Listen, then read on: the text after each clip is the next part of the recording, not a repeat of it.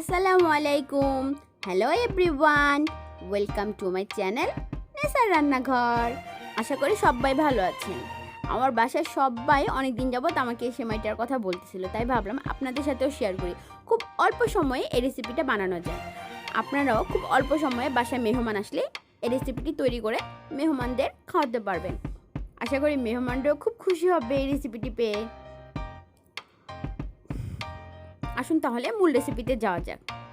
আমার এই কলের সেমাইটা রান্না করতে যা যা লাগবে, আমি এখানে 2 কেজি পরিমাণ ফ্রেশ মিল্ক নিয়ে নিয়েছি। অ্যান্ড এটাকে একটু ঘন করার জন্য আমি চুলায় হালকা আছে বারবার নেড়ে চেড়ে নিচ্ছি। বারবার নাড়ার কারণ হচ্ছে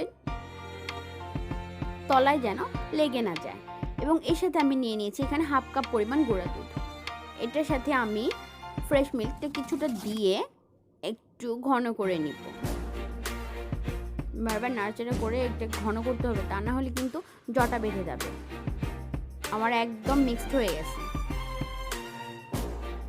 এখন দুইটা একসাথে মিক্সড করে দিব অ্যান্ড বারবার নাড়াচাড়া করে এটাকে ঘন করতে হবে।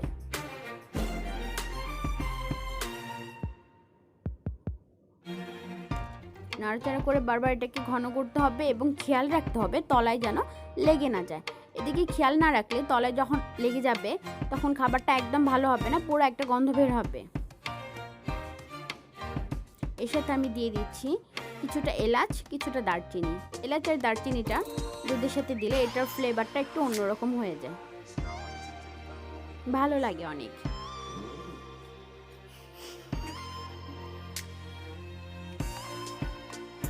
এর সাথে আমি দিয়ে দিচ্ছি 1.5 কাপ পরিমাণ চিনি।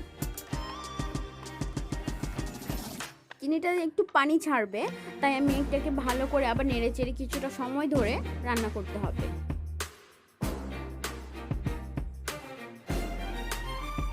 এর সাথে দিয়ে দিলাম 1 কাপ পরিমাণ নারকেল কুচি।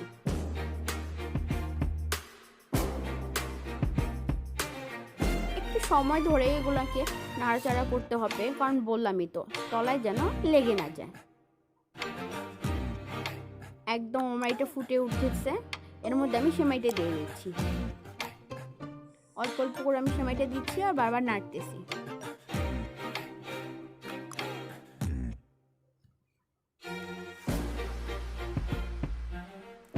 সেমাইটা ফুটে ওঠা পর্যন্ত আমাকে এটা নাড়াচাড়া করতে হবে। যখন একদম সবগুলো মিক্সড হয়ে যাবে, এটা একদম ঘন হয়ে আসবে, তখন আমার সেমাইটা একদম রেডি হয়ে যাবে। রেডি হয়ে গেছে আমার সেমাই। আশা করি আপনাদের সবার এটা ভালো লাগবে।